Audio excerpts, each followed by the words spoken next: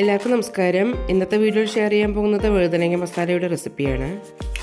കടുക് പൊട്ടിക്കഴിയുമ്പോൾ സവാള ഇടാം. 2 പച്ചമുളക് കീറിയത് നന്നായി വഴറ്റാം. സവാള ചെറുതായി ചോക്കാൻ തുടങ്ങിയിട്ടുണ്ട്. ഇതിലേക്ക് തക്കാളി കൂടി ഇടാം. തക്കാളി ഇട്ട് 2 മിനിറ്റ് വഴറ്റിയെടുക്കാം. 1 ടീസ്പൂൺ വീതം മുളക് പൊടിയും മല്ലിപ്പൊടിയും 1/2 ടീസ്പൂൺ മഞ്ഞൾപ്പൊടി. മസാലയുടെ പച്ചമണം പോകുമ്പോൾ കഷ്ണങ്ങൾ ഇടാം. ആവശ്യത്തിന് ഉപ്പിടാം. അടച്ചു വെച്ച് 5 മിനിറ്റ് വേവിക്കാം. കഷ്ണങ്ങളൊക്കെ നന്നായി വെന്തിട്ടുണ്ട്.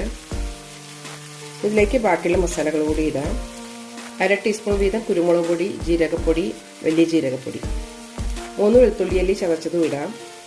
നന്നായി മിക്സ് ചെയ്തെടുക്കാം. 2 മിനിറ്റ് കൂടി അടച്ചു വെച്ച് വേവിക്കാം.